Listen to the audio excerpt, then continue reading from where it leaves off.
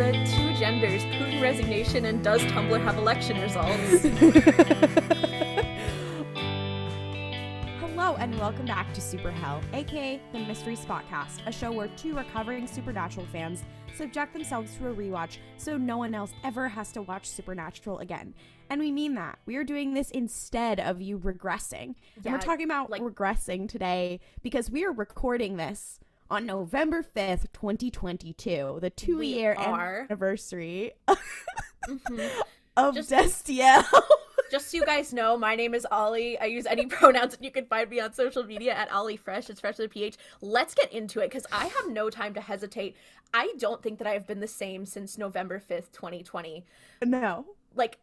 We talked about this a little bit last year when we started this podcast, so this is also a very exciting moment, because this is our 1-year anniversary as the Mystery Spotcast, so that's very exciting. Also, thank you guys so much for 10,000 downloads. It's a really big milestone, and we're very proud of it, and we are very thankful that you guys are continuing to listen. It means a lot to us. This podcast has gotten me through a lot, and I'm amazed that so many people will listen to us go through this. Yeah, to listen to us suffer. Which is the point of the podcast. Yeah, I'm glad that people have enjoyed, our suffering has been for something, you know what I mean? Mm-hmm. Yeah, I don't even think I introduced myself. I'm Klaudia. My pronouns are she, her. You can find me on social media at Klaudia Says, Kaludia Says. Sorry, guys, you can tell the energy's a little bit weird because we hit 10,000 downloads, and it's November 5th, the day we're recording this. You'll probably be listening to this a little bit later, but that being said, we're trying to bring that energy. Yeah, well, and to be fair, November 5th happened, and then after that we had the absolutely batshit ending of the show. So for those of you listening who don't know anything about Supernatural, you probably still did experience November 5th, 2020. And if you didn't, I don't know how to explain it to you, because the cocktail of emotions, the cocktail of chemicals in my brain on the evening of November 5th, starting probably around honestly, because that whole weekend was very weird. For those of you who don't know, the 2020 election had happened.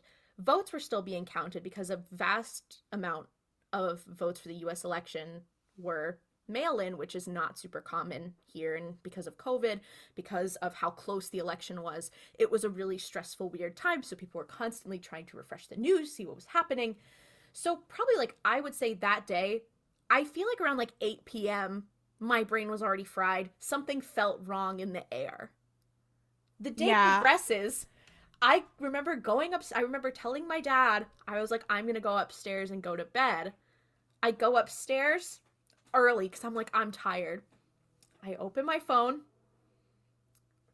I see Destiel is trending on Twitter. And I know the show is coming to a close, so I'm oh girl, what did they do? So I go on Tumblr, and I don't think that I breathed for an hour and a half.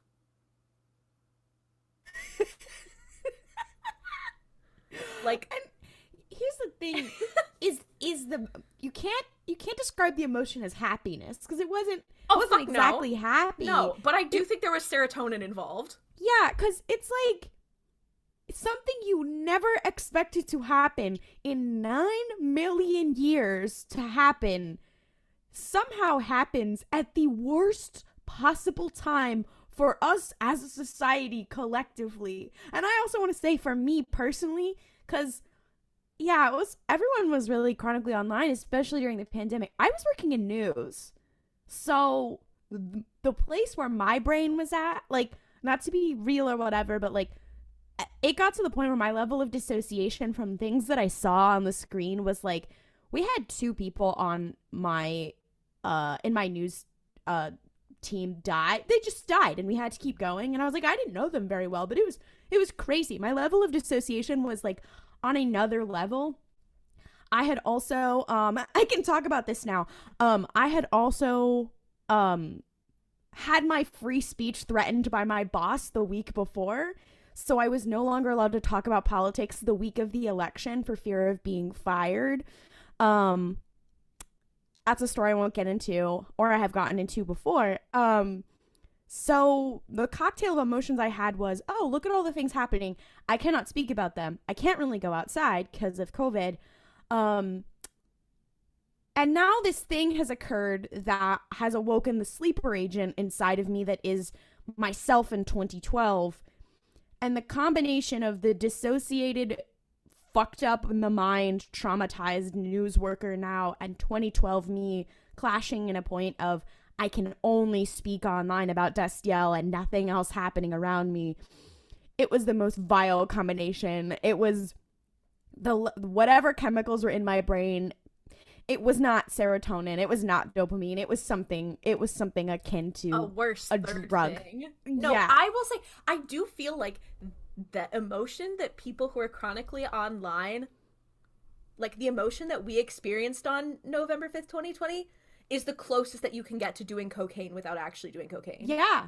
Like, and I don't say, again, I don't say this ironically. Like, I think that if you were a former or even current Supernatural fan who lived in the United States.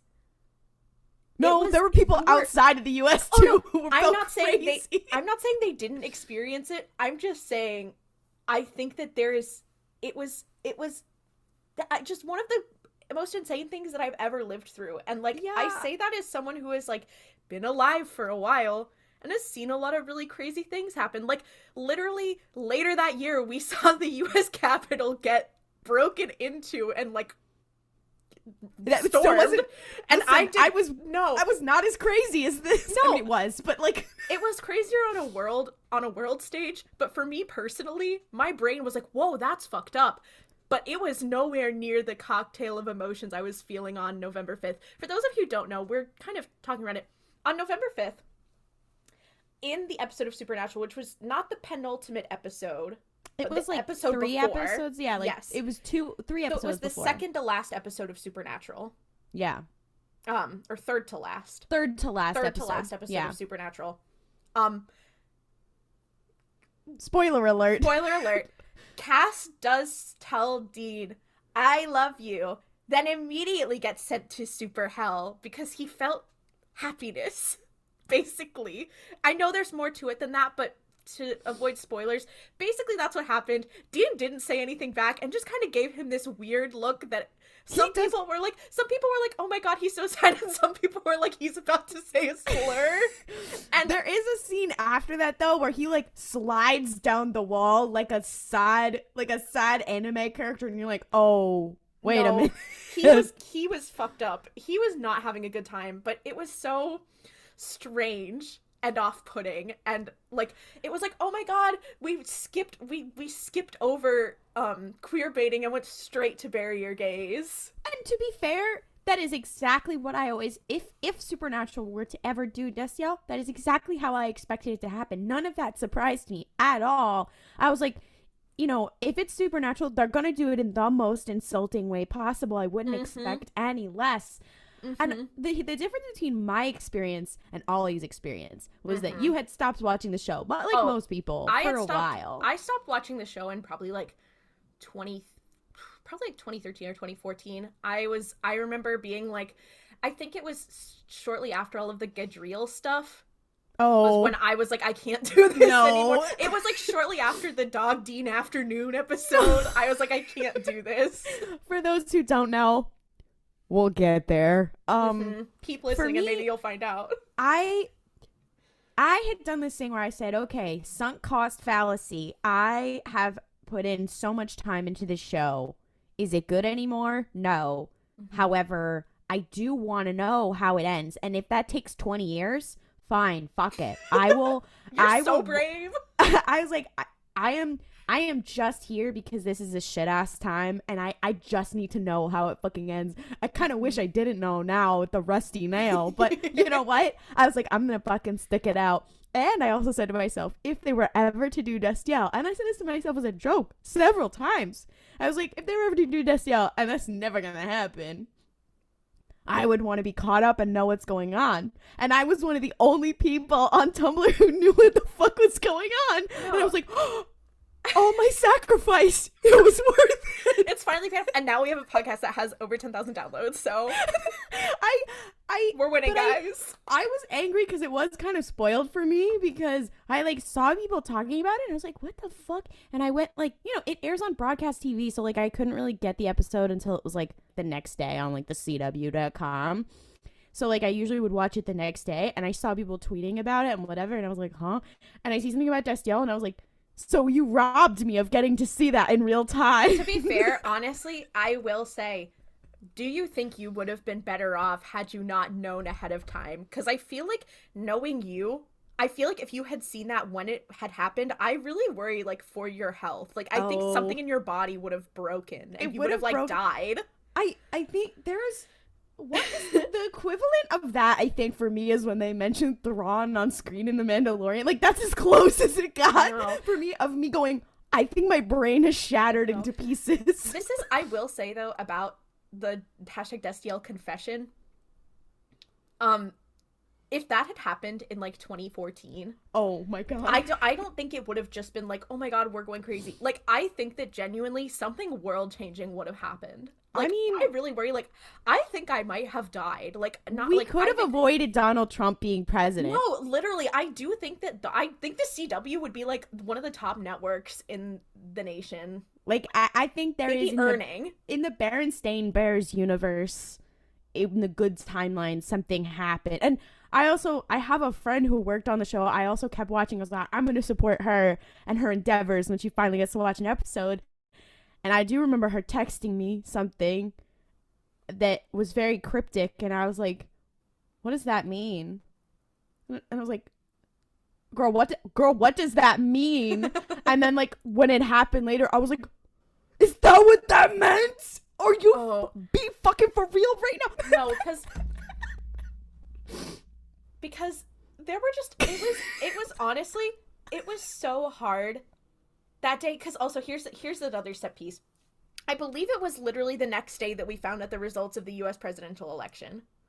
Or was it the day after? Because it was a Saturday. No, it was the day after. Because this was a Thursday. Then Friday, I think we thought we were going to get it, and we got it for most of the major states. We got like the final results Saturday morning. Correct. So what I remember happening was, basically that entire day, I had gotten, like, I woke up really early. I had to go to work. I had some other stuff, so I didn't get to really, like, talk to my family. I was kind of out of it. Saturday morning, coming downstairs, this is the first time I'm really, like, talking to my family, like, that whole time, like, having more than an actual conversation, trying to explain what was wrong, like, what had happened to my father, who was there for me when I watched Supernatural when I was in high school, and was like, girl, you are mentally ill. Like, me trying to be like, so Cass confesses, but here, it's after all this build, trying to explain Destiel to my dad so that he grasped the energy that I had, the pure, unbridled feelings that I couldn't explain, and then being like, wait, hold that thought, they just announced the election results, and then me being like, but this is more important. Like, and that's not true, but I think that's how I felt. This is what we're trying to encompass. Hopefully your father can just listen to this podcast. He will not. I will not allow that to happen to him. He's got enough going on. This is what we're trying to encompass with, like, this podcast, is to explain, like, why does this make people crazy? Because it's like if you took a bottle of Coca-Cola and you shook it for like 15 years, and then instead of what we thought which was happening, which was people just like sticking a knife or something in it so that like it would slowly go flat, or like, or like it's slowly going flat, or like the stuff will just leak out the side. Somebody went, and we were like, yeah, no one's gonna open this, no one's gonna drink it, like, it's not gonna happen, it's just gonna slowly like go flat and whatever. And then somebody after 15 years went, what if we just opened it?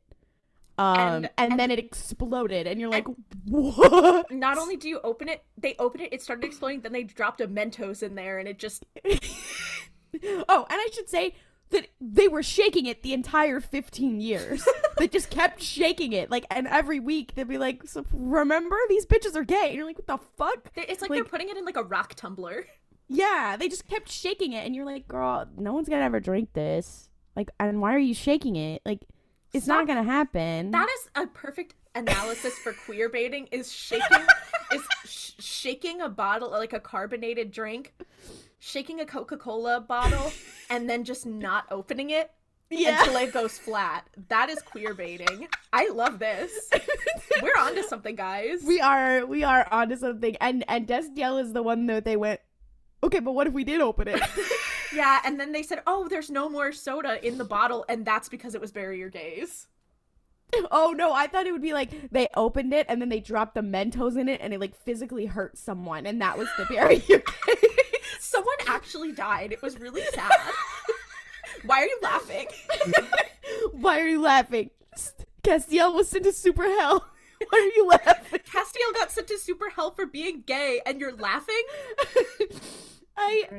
I also, the collective, like, rise and fall after that of people being like, yeah, maybe I did like Supernatural. Maybe I will get back into it for this episode. And then the second to last episode is actually quite good after that. And then the season finale, which I want to give them some slack in that COVID really fucked them. Like, they had a complete plan for the series finale.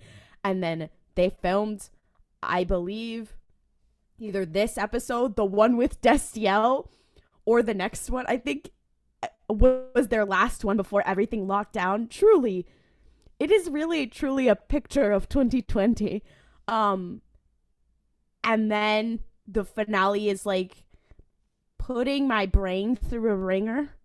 And it was like, okay, I know you had not a lot to work with, but goddamn, what happened there? And I just remember people going from, like, if Destiel can happen, the sky is the limit, to, oh, this is a monkey's paw situation.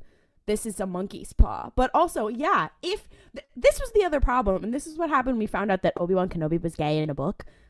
I was like, if Destiel can happen, anything can happen. My expectations were low, and you've risen them.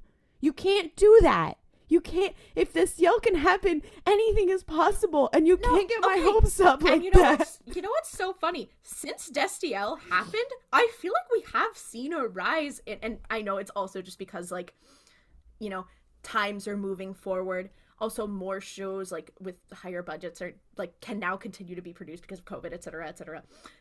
But I feel like we have seen an increase of shows that have, like, have queer male leads.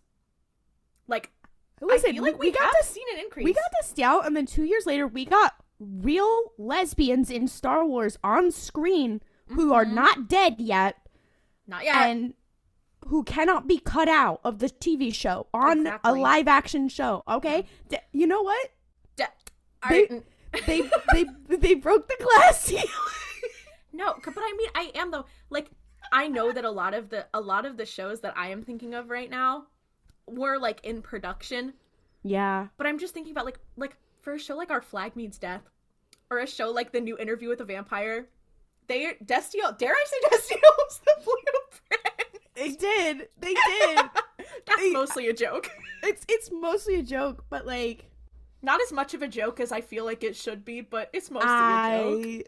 Yeah, so that's our November 5th, obligatory November 5th, insanity. Sorry if this didn't make any sense at all to you. We're now going to talk about the actual episode. This is not a normal episode, because we're going to talk about an episode of Supernatural, and then we have another special surprise at the end, which is that we're going to talk about the Winchesters, even though last week we literally said we were not going to do that, so sorry. Spoiler alert, the Supernatural prequel is kind of good. So unfortunately, we have to talk about it. I wanted to be a hater so bad. We'll talk about it when we get there. But without further ado... Wanting to be a hater and then kind of enjoying yourself is the Supernatural experience. Mm-hmm. Without further ado, let us get into Season 2, Episode 12 of Supernatural, Nightshifter. Which... it's a good pun. It's rough. It's but really yeah, this rough. Episode is... It's an interesting... episode. It's just, I'm gonna say it because apparently we always have to talk about this every single episode of Supernatural. They introduce a new black antagonist, so just know that going forward. Just Just so you guys know, that's going to be something that we talk about. So Supernatural continues to do very, very bad in its treatment of Black characters. So sorry to bring you down from the high of November 5th to talk about racism. That's the Supernatural experience, sadly. Mm-hmm. So I think something that I will say up at the front so we don't get bogged down when it does happen. We know. And it's not great. And honestly, this is definitely not the most racist thing that Supernatural has done up to this point. But it's more just interesting that basically all of the Black characters that have been in more than one episode of the show, basically all of them have been an antagonist or a stereotype of somebody. Yeah. But Cassie's only been in the one episode. Yeah. And it's an interesting thing they continue to do. Fun fact about Cassie, there's apparently people who had never seen Supernatural before who thought that Cassie was just a previous vessel for Castiel, Angel of the Lord. That was a part of Cass and Dean's love story, and then watching it and finding out that no, it was just his ex-girlfriend who also was named a version of Cass, took them out of the water. So, this show is insane. But yeah, there's a lot going on for it. I feel like this episode is also like it's another one of those like really great concept execution. It's fine. It's definitely, especially towards the end of it. We'll get into it. Let's talk about it. We're putting the cart before the horse. So, cold open starts. Breaking news. This is shot like a news segment. So we're watching this as if you were like it's a segment on the news. The newscaster is like, a bank in downtown Milwaukee is being like held up. There we see squad cars surrounding the building. There's like paramedics, there's helicopters. And the person is like, this is like the third hour that this bank is being held up. The SWAT team is getting ready to enter. And we see the front door of this bank open up, and there's a man being escorted out, and the person escorting him out is Dean, and he's looking around like very frantically, like he's freaking out, looking at the cameras and like the police cars and everything. And then we get the title card, Supernatural. And as soon as this happened, I remembered this episode, and I was like, guys, I will say it, I fucking hate all of the plots that revolve around Sam and Dean are wanted criminals. Like, I think they're all just so trite and boring. I am glad that they realized that was boring kind of quick, and like by, I don't know, season 3, maybe season 4, they were like, oh, okay, we gotta make up some shit so this doesn't keep happening. Because it is kind of realistic that it would keep happening, but they were like, this is boring. We gotta go. It's gotta go. If I'm not mistaken, I believe that this plot resolves like in the middle of season 3. Oh, I don't remember, to be Whatever. honest. I will say also the way that they do, especially the beginning of this episode, the whole way through, and they've done this before, is where they kind of switch the show into like cop procedural mode a little bit, where suddenly we're watching an episode of Supernatural inside an episode of Law and Order or CSI, and like they know that they're like, tee, let's play with procedurals, tee, and you're like, because they got a lot of like, cops standing around being like, oh, my jurisdiction. Like, it's very weird suddenly when they're like, the viewers of this show about two brothers who hunt monsters want to watch the legal drama. I'm like, do I want to watch a police procedural right now? Because I think I'm watching to see two strong, handsome men say something deeply weird and emotional to each other. I mean, and much like John Winchester, I make cabs, so... That's a joke for later. Oh my god. Guys, the Winchesters is beating our ass. Okay. So then we cut. It starts in media res, which I personally love. I love when shows in general, but I feel like my attention is always captured much better when we start like right in the shits. Like all of the setup always is boring to me. I think it's easier, especially for Supernatural, instead of having to be like, now why did they find this mission? They just started it. Love that. So we see they are in Milwaukee. This is one day earlier than the cold open. Sam and Dean are disguised as FBI agents. They have their suits on. and they're talking to these two employees at a jewelry store about a robbery that had happened. Helena is the name of an employee. The woman who works there is telling them. She had been there for years, and, like, the previous night, she just took everything out of the display cases and the safe and went to leave.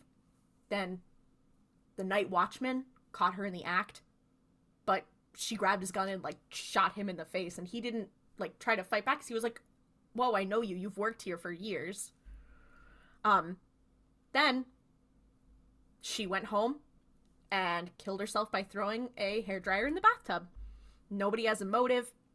The cops got a hold of the security cam footage, so they don't have that. Then one of the employees, a different employee, tries to hit on Dean, and he gets her phone number. And that's basically everything important that happens in that first scene. Of course, this cannot be an episode of Supernatural without Dean being like, hey, remember, I'm heterosexual. I like women. Guys, I promise. Womanly women. And Sam's like, okay. I love when they breast boobily around. He's like, women, am I right, guys? But here's the thing, that is not an exaggeration. I think he has said that line before. Can we get a round of applause for women, everyone? But not in a feminist way, in an I love to touch their boobies kind of way. Like, please. Guys, please clap. And the way that Sam is always like, okay, I know what you are. He said, oh, yeah, no, of course, we all know you like women, Dean, don't worry. So Sam and Dean are kind of trying to do their research. They're like, okay, we've noticed that a couple, like, similar incidents have happened. They're like, okay, so it looks like a couple other banks have been robbed by, like, or a couple other banks and, like, jewelry stores and places have been robbed by an employee that has no motive. So they go to this one guy's house. Ronald Resnick is his name. He was a security guard at the Milwaukee National Trust, and about a month ago there, a similar incident had occurred. It's like he robbed the banks, went home, and then it looks like he committed suicide. So Sam and Dean are like, okay, that is suspicious. So they go to this guy, Ron's house. He asks to see their ID. They're still pretending to be FBI agents. And he looks at their badges. He's a little suspicious. Like, this guy's a little bit, like, on edge. And then but good for him. You should never trust cops at your door. But then he lets them in. So, Ron, King, you haven't watched enough conspiracy videos on YouTube, sadly. He invites them in and is like, guys, I'm going to tell you what really happened that night. You have to promise you'll believe me. And they're like, yeah, no, absolutely, of course. Yes, we'll believe you for sure. So Ron starts telling them about this guy, Juan Morales, who robbed the bank. He's like, that day, like, Juan came in, like, I let him in, but that was not Juan, and I knew it was not Juan. Like, it had his exact features, but, like, he was not him. Something was wrong. He was acting weird. So I think that it's the work of the Mandroid, who is like a cyborg, and he lives in the sewer system. And then he shows them a magazine cover featuring a Cyberman from Doctor Who. And I just want to say it is like a regular issue of, like, Radio Times with a Cyberman on it. I just want to say, like, I knew of this GIF because Tumblr was the reason and Super Hulak was the reason I eventually ended up watching Supernatural. But when I saw it in the actual show, when I was watching Supernatural for the first time in, like, I don't know, 2011, 2012, the feeling that I felt in my brain, it was sort of like November 5th, 2020. Like, it was like the precursor to that. It was like, I was like, oh, this is my Joker. This is, I never got over it. I was like, I have to tell the world. And so did every other nerd on the internet, apparently. They were like, oh my God. Yeah. I felt crazy. I felt insane.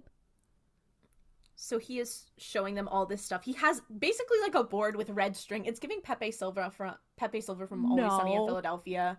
Like, he is like full on conspiracy theorist. But he's like, no, it's these mandroids. They're cyborgs, and they are robbing banks and making it look like people killed themselves. Here's the thing. That is also kind of the plot of the first episode of the new Doctor Who.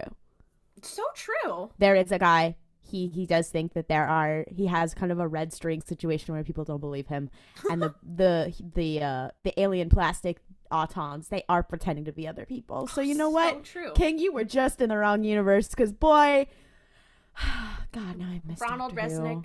Resnick, if you were in Doctor Who, you would have killed it. But he also is like, no, but also the thing who was pretending to be Juan had laser eyes. And the boys are like, what? And he's like, yeah, I burned all of the security tapes, like, onto my own copies. So, like, I have them. So they are looking at the tapes. And they see this guy, Juan. And he looks up into the camera for a second. And his eyes flash. And they realize, if you all will remember, this is the same thing that happened when we saw a shapeshifter in a couple episodes ago. So keep that in mind. So they're like, wow, Ronald. And Dean is like, yeah, well, let's tell him. And Sam is like, yeah. There are no cyborgs. You are just over-exaggerating. There's no such thing as the mandroid. Laser eyes are just a camera flare. We appreciate that you're being diligent, but you need to leave this alone.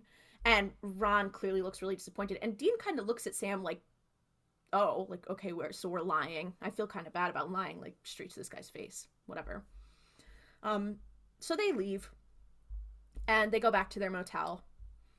And they were looking at the tapes that they had taken, because they did take the tapes from Ron. They were looking at the tapes again, and they're like, okay, that's definitely a shapeshifter, just like the one that we fought in St. Louis that, like, pretended to be Dean and did a bunch of crimes. Then Dean is like, so why'd you do that to Ron? Like, why didn't you, like, let him in and, like, you know, let him help? He clearly had some information. And Sam's like, Ron is not a hunter. He's, like, just a guy that stumbled across something. He will die if we put him up against the shapeshifter. Like, he will run into it and he will die.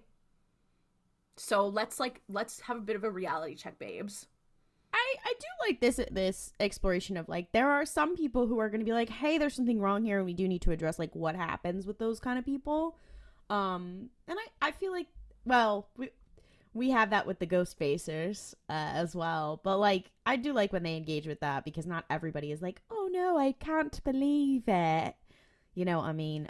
It's just that It's not handled the best way. It also shows how, like, people who interact with the supernatural who aren't, like, personally affected by it perceive it, if that makes sense. So it's like a lot of the people we see who Sam and Dean will, like, let into the fold, a lot of it is like, oh, my husband died and now I'm being hunted by something that got him. Like, it's a lot of people who are, like, actively being attacked. This is just some guy. I think it's really interesting to see him be like, no, girlie, something is not right. While they're still in their motel room, they're looking at a map of the sewer system, because that was where the shapeshifter in St. Louis made its hideout, and Ronald had mentioned that maybe there was something to do with the sewers. So they're looking, and they're trying to pinpoint areas that the shapeshifter might strike next that, like, intersect with the sewer system that have valuables. And Dean's like, there's a bank in this sewer line that the shapeshifter will probably target next. So they kind of are able to triangulate the area of effect based on the stuff that they took from Ronald. So the boys go to this place, the Citibank of Milwaukee, the place that we saw in the beginning of the episode in the cold open. And they... Not to be confused with Citibank, the company. It is a city bank. Mm-hmm. Just, you know, they couldn't afford the product placement. Anyway. So they show up wearing, like, jumpsuits. They are disguised as workers from the company that runs the security system, because they want to get access to the surveillance camera so they can figure out if someone in there is the shapeshifter, because if they look at the footage and see the glowing eyes, they'll be able to tell. So they're trying to get access to the surveillance system.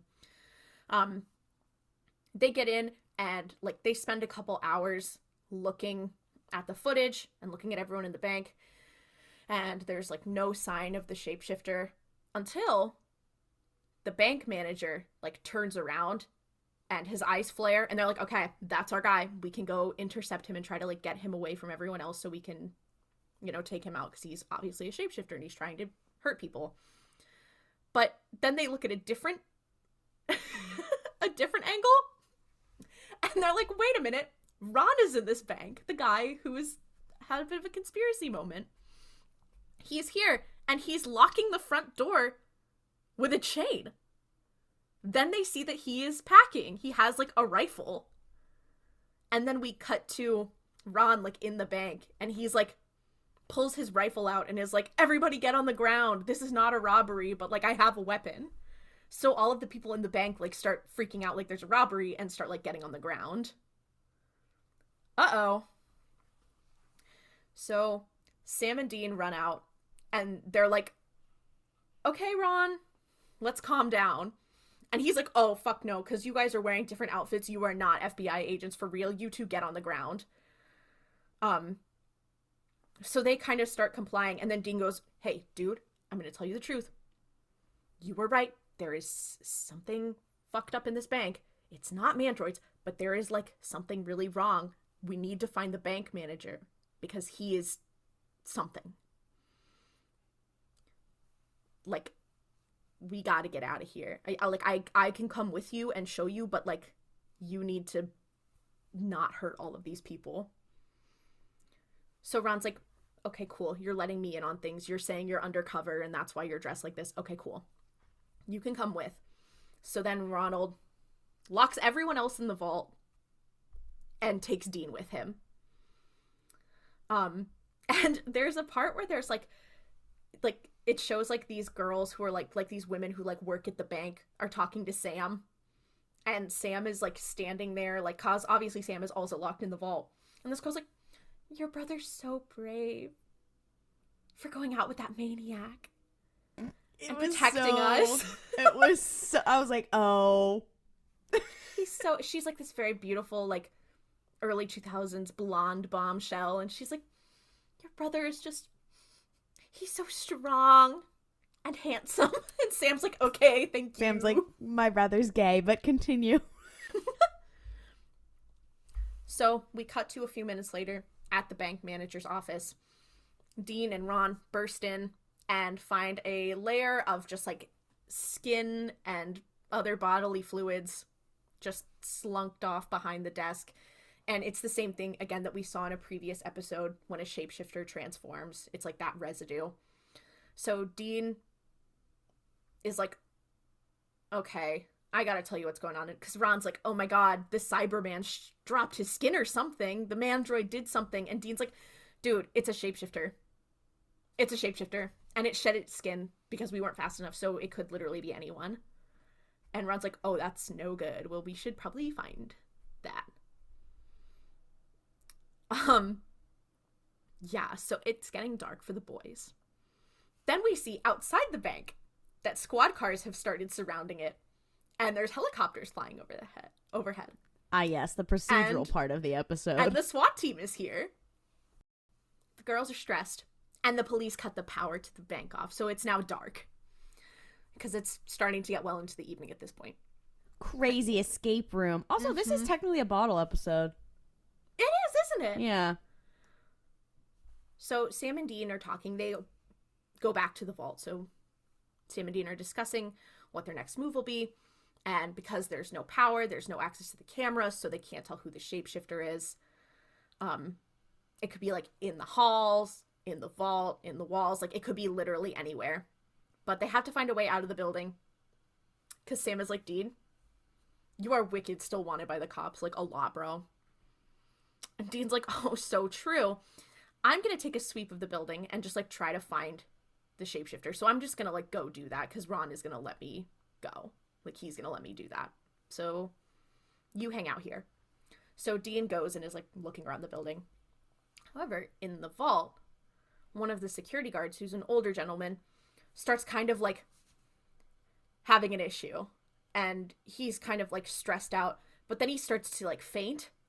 And they're like, oh, he is having a heart attack. And all of the other people in here are like, oh my God, we need like a paramedic.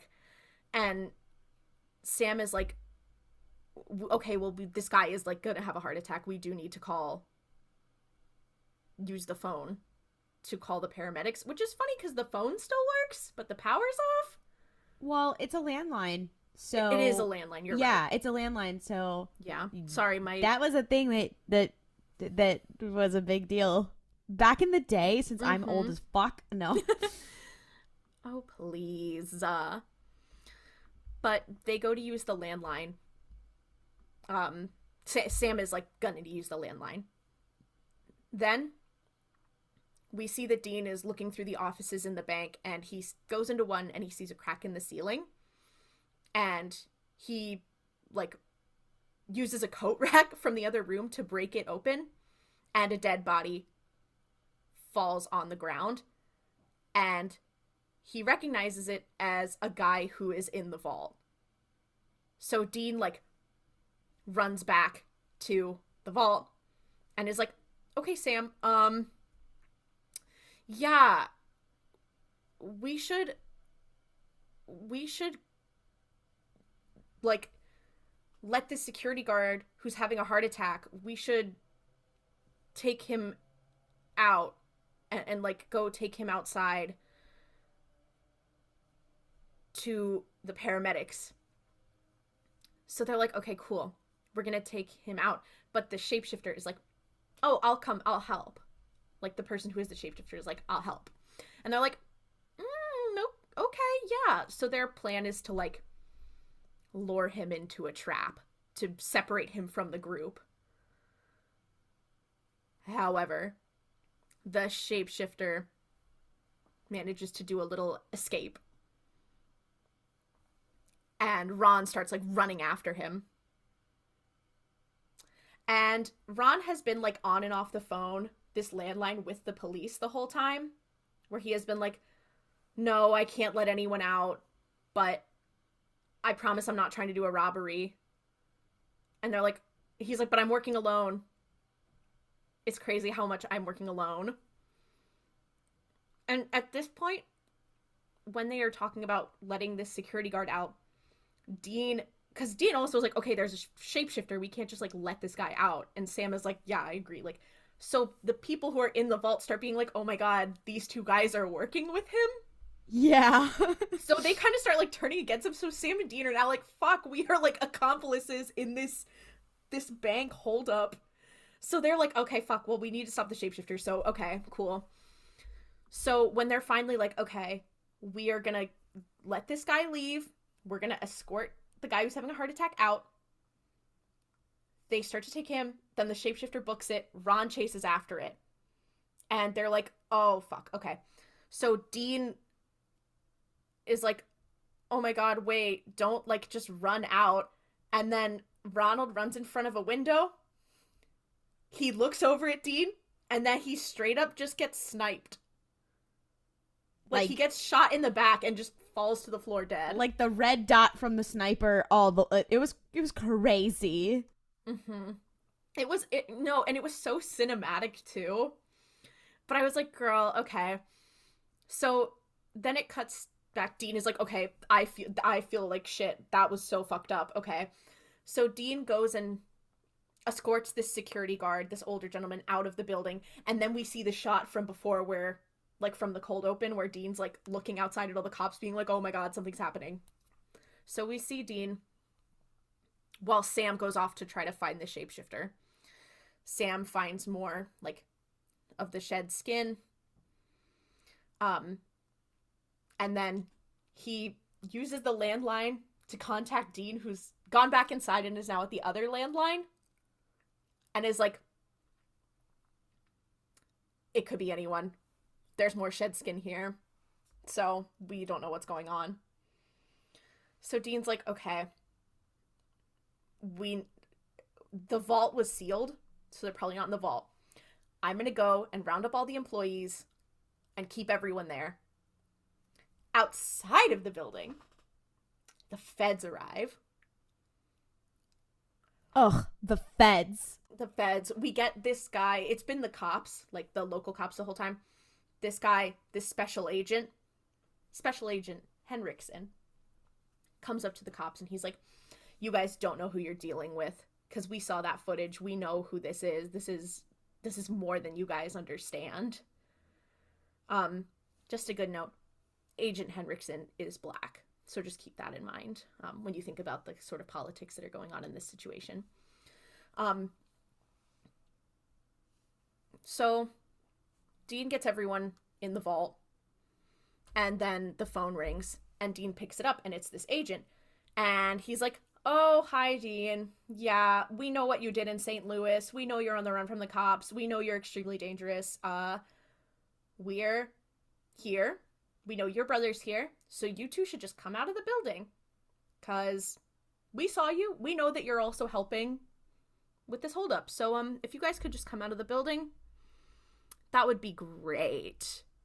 And Dean's like, well, how do you know it's me? How do you know this? And he's like, it's my job to know everything about you. And I've been tracking the two of you for weeks. I know about the murders. I know about your little slip up in Baltimore. I know about all the cheap motels you stay in. I know about all the thefts you do. I'm giving you 1 hour to come out, or the SWAT team will storm the building. So that's up to you. So then Dean is like, okay, cool. So true. Awesome. Then we cut to inside one of the offices, and Sam finds a dead body, and it's a woman, and it's that blonde woman from earlier in the episode who was saying, oh my god, like, Sam, your brother's so brave and sexy. So she is now the shapeshifter, and she is in the vault. So Sam comes and is like, hey, Dean, do you want to bring this woman here with us really quick? So they grab the woman and they sort of escort her to this office and show her her own dead body. And she starts like screaming and freaking out and faints. And then they're like, oh, wait, that was not the reaction we were expecting from the shapeshifter. And then glass starts to shatter, and the SWAT team has entered like way before an hour. Dean turns around, and then the girl who is actually the shapeshifter, who was the one who was like pretending to be dead, jumps up and grabs him by the throat and like attacks him and then escapes. But then Dean runs out and catches up with it and like rams it against the wall and like stabs it with a knife, a silver knife, through the heart, which is how you kill a shapeshifter. And now the brothers are like, okay, cool. We have to get out of this bank. Yeah, unfortunately, we have dealt with the one monster, the shapeshifter. Now we must deal with the U.S. government. Yeah, a monster of a different form. So the brothers are basically ambushed by 2 SWAT team members who tell Sam to freeze. And Sam, like, freezes. They come up close to him, and then he just beats the fuck out of them. And they steal their uniforms. Damn, and the training on these SWAT guys isn't great. If just Sam, who is 7 feet tall, can get their ass. But they put on their uniforms and leave the building. Then Agent Henriksen is like, okay, guys, like, we need to lock off this building. We need to find them. And one of the other SWAT team members is like, yeah, about that. I don't think they're still in the building. And we see these 2 guys who are basically just naked, tied up because their outfits have been stolen. It is, I feel this one was a Star Wars reference. Yeah. I mean, that's a common trope, but also we do know that the creators of this show were like, 17. They're like, it's Star Wars. It's like Luke and Han, because they do that in A New Hope. Yeah. And I was like, oh, I get it. Ha ha ha. Very funny. And what's the song they're playing during this little switcheroo? Oh, it's Renegade by Styx. I looked on the wiki. Oh, yeah, they're playing Renegade by Styx during this, which is playing as Sam and Dean. It shows them like running into a back alley and into a parking garage like a couple blocks down where they left the Impala, and they get in the car and Dean's like, we are so screwed, and Sam is like, yeah, and then they drive off. And that's the end of the episode. And also, I realized we didn't really talk about this. It is kind of implied that shapeshifters are a lot like people in the way that they're like, they just have things that they want. So it's like, this one is just robbing banks to rob banks. It's not because it's a creature. It just wants to rob banks and uses the fact that it's a creature to do it. Those are kind of the more interesting villains when they're like, yeah, I mean, they're a monster, but like they're doing regular people crime. Mm-hmm. It's like, oh, they're murdering people. They're like, well, I'm a shapeshifter and I'm gonna rob a bank with it, which is exactly what I would do. That, for legal reasons, is a joke. Yeah, I like, on the surface, a very interesting concept, but then also they were like, and what if the face of the it was kind of, I mean, they do this in media a lot when they're like, what if the cop was a person of color or the bed or whatever, and they were the villain, and you're like, okay, all right, that's what we're doing, all right, the propaganda is strong here. Yeah, it's very funny because it's like, oh, cool, I like that they are I'm always like, I have such issue with the way that they portray, obviously the way they portray people of color in this show, but also the way they portray policing in this show is really weird, because part of me is like, yeah, they're chasing after Dean, who, according to what they think, is like a violent criminal who's like murdered women, and not that murdering women is less bad or is worse than murdering anyone, but regardless, they think he like murdered a bunch of women and like has done just like a bunch of really like not good crimes. So part of you is like, okay, well, like, why are we villainizing them for being like, I should stop this literal murderer? And of course you choose to make this like your one black cop. And there's also just a huge precedent with like people with media making black people the cops. Yeah, it just is like a whole, I mean, and there's the new trope of like the black lady cop also, which is a very big one now. Yeah. I mean, and we often talk about it in Star Wars a lot, where they're like, we're going to add diversity in the Empire. Exactly. And you're like, girl, be fucking for real, what? Again, with this show, and I don't think we need to harp on it more because we've talked about it so much, but every single time they introduce a recurring character of color, it's always in something like this. It's always to be some sort of antagonist in one way or another. It's like this guy who's like doing his job, and he's chasing down the Winchesters, so we can't have that, versus Gordon, who's like, I'm a radical and I'm gonna start killing people for fun. Like, and you're like, bitch, what the fuck? Yeah. But I overall agree with what Klaudia said earlier too, is that this is an episode that like, I like the idea of it on paper, but in practice, like, it's fine. Like, it's just fine. Yeah. And it has a lot of cool concepts of like, oh, like, what if you have the conspiracy theorist, and what if you have like a monster who's just doing regular people crime, and like, oh, the fun crossover procedurals and stuff like that. But then also you're like, okay, all right, you know, I mean, I think that's also the value of procedurals though sometimes, is that they can experiment and then get it like, because they do this more times later in the show and they get it right. The racism part, I don't know if they ever get that one right, but they do some other things better. It was I mean, I do love seeing them pull a fast one on feds. That's always fun. That is fun. I will say, loved that part. Do we want to talk about a show that has a much different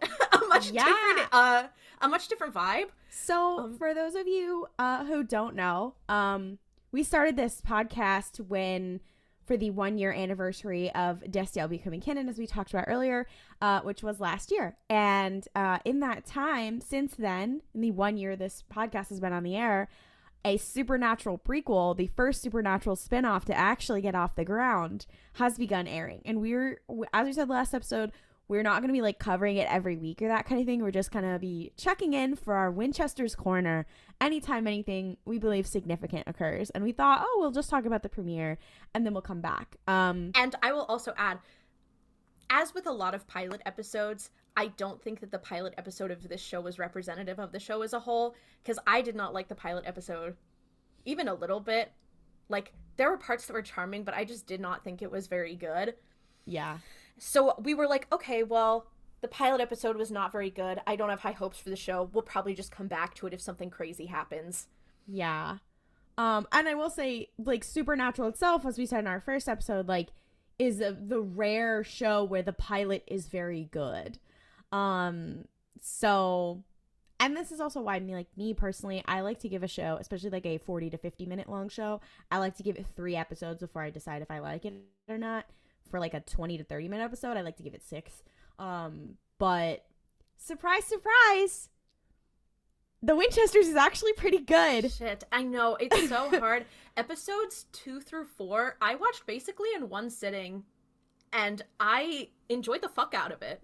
Like, it was very charming. The acting, I think that a lot of the issue in the first episode with the acting was that the material was so exposition heavy, and so much of it didn't make sense with the supernatural lore that I knew, that I was like, I'm trying to give it a chance, but it was just like, it was so much all at once. And so little all at once. Yeah. That I was like, okay, the acting is not doing it for me. But again, I think it was just the material. Because all of them, every single actor in the show turned it around and had really solid performances. Yeah. And I will say, the actor playing John, it continues to be... I said he was embodying Sam Winchester for a while. And now, in the later episodes that we saw, he was embodying Dean. Yeah. He was having his Dean moment. We were like, uh-oh, he's a bit Dean-coded, isn't he? And I will also add in this segment, like, we are going to talk about the Winchesters, but we're not going to talk about it in the way that we talk about Supernatural. Like, we're not going to guide you through every episode. Yeah. So we are just kind of going to talk about our reactions. Again, I'm not saying to go watch it, but it might help you understand what we are talking about. That being said, I'm sure you could listen to this without. We'll try to provide context, so you could probably listen to this without watching it, but just so you know, you may be a little confused, so I apologize for that. It is also wild watching this show. Oh, also, it's available on the CW website, so if anyone does feel inclined to watch it, you can watch it there for free. Yeah. So. I will say it is wild watching this show, since we are rewatching Supernatural itself, and we are in the early seasons that do contain John Winchester. It has been very wild watching this show. The whiplash is insane. There's a lot of times where I'm like, oh, wait a minute, that's John Winchester. No. Fuck that guy. I almost feel like they wanted us, because we're rewatching this show, right? These episodes came out over 10 years ago that we're watching, that have like John Winchester's initial run. I think that they are expecting us to have forgotten a lot about John Winchester whilst watching this show. I'll never forget. No, fuck no, I will not forget. But I think that it's almost like they're like, most people watching the show are not rewatching Supernatural at the same time. Like, they don't remember exactly how things were. So we're just gonna kind of like rehash some things, but maybe do them in a little different way. And that's not even quite the case, but it's like, I feel like they're recharacterizing John in a very interesting way that I think still can line up with who he becomes. But it's just like, whoa, something fucked up is gonna happen to this guy for real. I mean, we joked about it last episode, but I was like, oh, they're Clone Warsing him. No. This really is his Anakin era. Yeah, it's like Anakin. It's like, he's like Anakin if Anakin got his mind wiped and completely forgot about everything that happened to him. When he became Darth Vader. Like, it's also, listen, I do feel hateful comparing John Winchester to Darth Vader, because I do hate him, but they are not the same. Yeah, I mean, John Winchester, instead of becoming an evil fascist, just abuses his kids. So, like, you know, at least he's still, like, saving people, but, like, would you say he's hunting things? You say saving people, he's hunting things? I hate you. Do you think it's kind of like a family business? In the latest episode, they deal with, like, they do this problematic supernatural thing of, we're gonna talk about a pagan god, and you're like, okay, they do at least try to talk about it in a woke way. Yeah, in a hashtag capital W woke way. Like, in the way that they're like, well, all of the records here in the Men of Letters bunker that we've discovered are all kept by old white men. And I'm like, and you're like, wait, that you're saying it, but then you're also still villainizing a pagan religion, so like, also a pagan religion that was practiced mostly by white people. So I'm like, also, what's happening here? And they were like, oh, they wouldn't have a lot about, and now, pre-Christian religions, and I was like, horrible news about how white supremacy took a hold of Greek and Roman mythology and Norse mythology. Horrible news about that one. But I was also like, as somebody who continued to watch the show when they had in the bunker era, when they had the Men of Letters, they had quite a lot of lore about lots of things that were non-Christian, either pre-Christian or non-Christian, Jewish or Muslim. And I think, to be fair, I will say this is clearly like a smaller branch of the Men of Letters than the one we see Sam and Dean in their bunker in. Isn't there one bunker in Kansas though? Is it the same? It's not the same bunker. It's not the same, because this one is not a bunker. It's like a building. But I think maybe this is like an offshoot where they just didn't keep as good records, perhaps.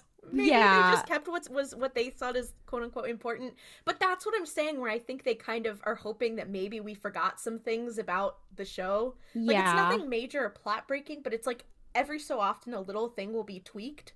And you're like, what? It's not... I don't think that's how it was in Supernatural, to be fair, but okay. In Supernatural, they do that as well, where you're like, wait, huh? Like... No, exactly. With the demons, you're like, they're like, oh, we have to exercise them because they're people, and then they start just killing bitches, and you're like, okay. And like, honestly, I'm not that bothered by it. Yeah, I don't think. Care. I will say, if it's interesting, I don't think plot holes are that big a deal. Like, I think that there is a certain line that I am willing to accept of like, is this just them rewriting the lore, or is this a fundamental misunderstanding of what the show is? Because I think those are two very different types of plot holes. And I think this is like, okay, they're just having a little bit of like rehashing things. And so being like, wouldn't it be fucked up if Bobby just didn't exist? They're decanonizing Bobby, guys. If they decanonize Bobby, I would become the Joker because he is the only good part of this show. Don't do Joe and Ellen Harvelle. Yeah, that's true. We are not talking about the elephant in the room, though, because it is November 5th, 2020, where we're talking about Dean being gay. But hey, I guess Sailor, we need to talk about John Winchester. John Winchester, who got clocked by his mom as being a homo. What the fuck? Okay, I have to contextualize this. For those of you who are not watching, this is a spoiler for the Winchesters. There's a character, Carlos, who's canonically bisexual. Carlos and John have to infiltrate this, like, military support group. First of all, military support group at this time period? Okay. In the 70s? After Vietnam? I was like, that's more services than they have now. Damn. No. Okay. Regardless, they have to infiltrate. Carlos reveals that he actually served in the Navy for a short time during Vietnam. So he and John are going to try to infiltrate. There's a service they have to go to beforehand, so they put on their military, like their uniforms. Carlos gets out of his van and walks up to where John and his mother Millie are standing, and it's like framed as like this very like sexy little walk he's doing, which, mind you, he's wearing a Navy medic uniform, so it's this little white sailor outfit, which is very funny. But he's slaying in it, to be fair. He is slaying, but he does look considerably sexier in basically anything he wears. So, just as a note. But he is, like, walking up, and he's, like, John, like, looks him up and down and makes a little face. You can find this clip on Twitter if you look it up. If you look up John Winchester bi, it'll come up. But John's, like, kind of looking Carlos up and down. He's like, oh, Mom, this is my friend Carlos. And she's like, yeah, I've seen you around before. You know, women love a man in uniform. And he's like, and so do other men in uniform. Looks at John. Then John's mom looks at John too and makes a little face. She gives him the textbook example of the I know what you are. No, like, and several times. Mm-hmm. Because you know what? She is the opposite of the homophobic dog. She is the ally dog. Millie Winchester is the ally dog. No, and here's the thing: we're not exaggerating at all. Because I feel like there are times, especially during this podcast, like a lot of the times where we'll talk about Dean, there is like a lot of subtext where we'll be like, yeah, no, he's fucking gay. But it's also like, I know that we exaggerate a little bit on this show sometimes when it comes to Dean. Not that much, but we do. But this is like for real. My jaw dropped. I was like, what the fuck? Like, and also the fact that there are, like, canonically queer characters in this show. Like, it was a writing choice to have Carlos be, like, and other men in uniform love men in uniform. Like that was intentional, No, wait. and I cannot figure out the reason. Also, his mom also says something very gender neutral. She says, instead of like, oh, women love a man in uniform, she says, everyone loves a man in uniform. And you're like, and then looks at John. And you're like, now hold on. No, it is, like, I'm like, now how do we get over it? Literally last week, Jensen Ackles was like, Dean should have said I love you back to Cass, but like as a brother. And then he's like, but actually John was fine. Yeah, so for background, Jensen Ackles and his wife and their production company are the executive producers of the show, and the show is framed in like that Dean Winchester is narrating it, and we talked about this last week of like, how is that possible? Where does that fit in the timeline, etc. So like, this is a choice, and here's the thing. It aired, and Jensen Ackles was live tweeting the episode, which he doesn't normally do. And shout out to his social media manager, because he tweeted something in direct response to this scene where he was like, hello, sailor, or something like that. And we were like, oh, you did that on purpose. No, it's literally, wait, hold on. Also, I just remember Jensen Ackles' middle name is Ross. Now, why are you doing that?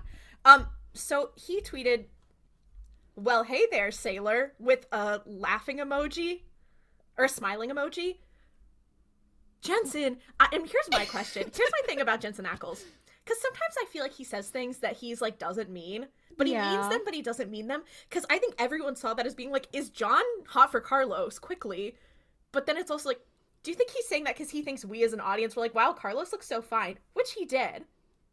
Because no, I'm worried that Jensen Ackles thinks that the reaction to that is because people are like, whoa, Carlos looks so good. He does, but like, that's not what people are freaking out about. If there's anybody who knows how to take the Coke bottle and shake it, it is people who have worked on or near Supernatural. Like, they have refined it to a fine art, and he was like, let me just bink, or his social manager. Probably his social manager, to which I say, congratulations on your chaos, because listen, the idea of, for years, people have been like, we've talked about it on this podcast, of Dean Winchester.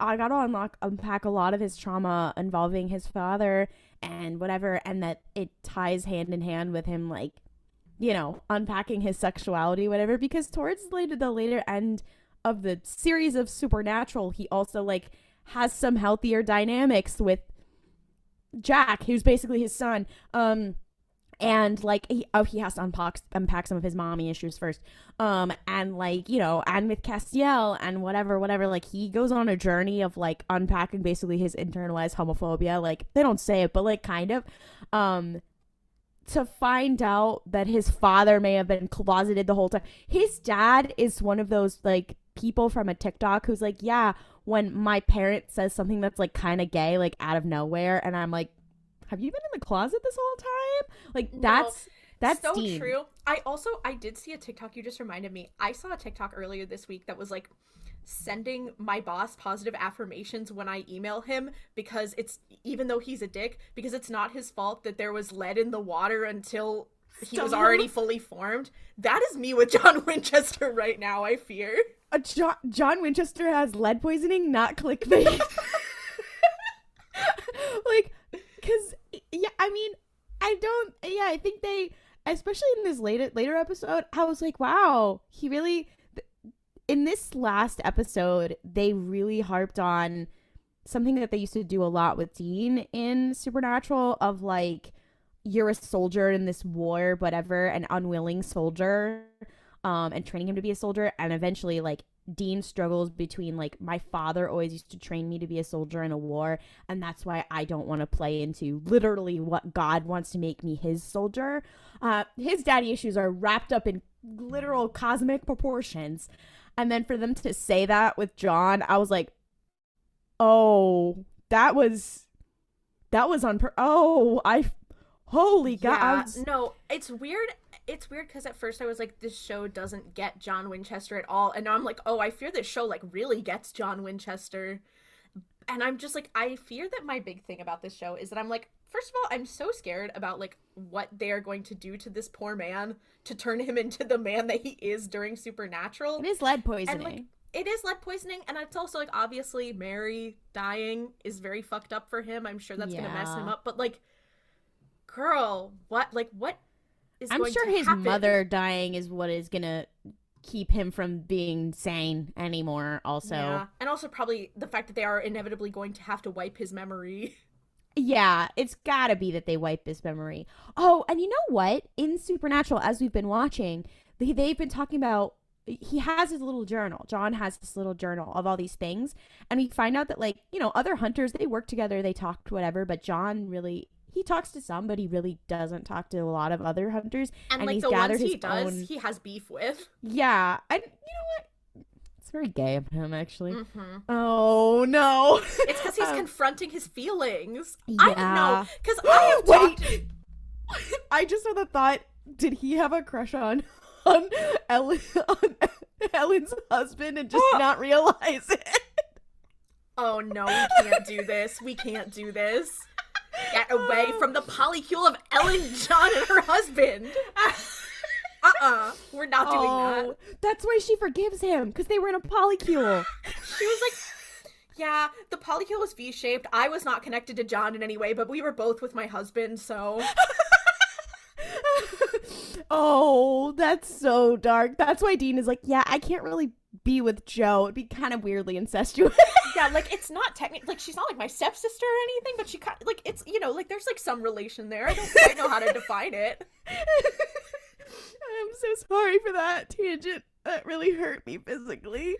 Anyway, TLDR, the Winchesters is actually kind of good. It also we are completely glossing over the fact that there is like one of the tertiary main characters, I guess, Ada. She is a black woman. She's kind of cool. She is really cool. She is treated with respect and treated as like a fully rounded character, at least so far. Yeah. And like two of the four like main cast are people of color that, as we see, are treated with like a certain level of like cultural respect. In the show, like, we see like Lata, like, she actually does like talk about her culture, and she actually does like talk like in her native language, and she does talk to people at home, and she like the fact that she is Indian is like actually like a part of her character and not just something she happens to be. Yeah. And I think it's actually like very refreshing to see a supernatural property deal with, you know, not only just making their characters fully rounded people, but also like respecting their characters of color and their women characters. Yeah. Because it's just like very refreshing. They had like hints of it in the original show, and then they'd be like, and this bitch has gotta go. They gotta go. Or they would just kind of like slightly touch on it. The interesting part about what's her name, who's the witch? Ada? And I don't know if she calls herself a witch. I know that the demon called her a witch. I think she's trying to be a witch. Yeah. Is that like she's like oftentimes the show will demonize witchcraft, even though eventually Sam basically becomes a witch and trains under Rowena. They demonize witchcraft a lot, and in this it's like the Scooby Gang basically has like, you have your hunter who's like Mary, who's training John. You have Carlos, who is pretty much like a hunter as well. And he also like fills in the gaps. Like, he can do their fake IDs. Yeah. He can do their costumes. He kind of does he's like their guy, you know? He's their guy. He's like, I know a guy who knows a guy. Mm-hmm. He's very much giving Melissa Chimenti from Abbott Elementary. Stop. No, not them as the Abbott Elementary crew. Abbott Elementary AU for the Winchester. No, and then you have this. Does this make John Winchester Janine? Mary is Gregory. Oh, this is dark. This is getting dark. The idea. Sorry, I just imagine the idea of Gregory and Janine, instead of John and Mary working in an elementary school, imagine Gregory and Janine like fighting zombies. Oh, I feel that would be so funny. That's my Halloween episode. Anyway. Well, but then we have like and then you have like Lata is like, she's like the lore guy, you know what I mean? They're like, she's the guy in the chair, you know, where they're like, also, I love how when they talk about the lore in Supernatural, and they've kept it in this show, when they're like, let me check the lore, and there's always some like olds bound book, and you're like, a classicist would drool at the mouth to have answers this straightforward. No, literally. I'm like, guys, this is let me check the lore, and the lore says this is how you kill it. And I'm like, and the lore is one book. The lore, and sometimes it's like Sam on a laptop, but like you're like, what? And I do love. Oh wait, and when they were talking about Latha, when she was like, oh, like, well, we don't have it in books, and they were like, oh, well, we can check with like oral tradition. She was like, well, this is something that I know we've talked about in my family. Like, they respect oral tradition as much as things that are written down. I'm like, okay, slay. That's a bit of a slay. Okay, all right. Yeah, I am pleasantly surprised by some of these things. It feels kind of like being hit over the head with a brick sometimes when they're like, yeah, John Winchester, he was friends with gay people. Also might have been gay himself. Also, we're having a nuanced conversation about veterans and PTSD in the 70s. Yeah. I was like, what the fuck? And we're also like having like it's just, and it's weird, and it's like I keep expecting it to have some sort of weird turn, and it keeps not having it. And I know we're only 4 episodes in, but I'm like, did they do a good job with this show? Yeah, he met up with his ex-girlfriend, and she was a cop, and he was like, never mind. I'm not interested anymore. Thank you, Betty. I was like, slay, okay. No. All right. I'm weirdly impressed by this show. I actually like do kind of enjoy it, is the problem, the thing. And I do actually kind of care about the characters. Like, I realized like today, because I watched them like a couple days ago, today I was like, oh man, I wish I had a new episode of the Winchesters to watch, which is not an emotion that I felt about a television show for a while.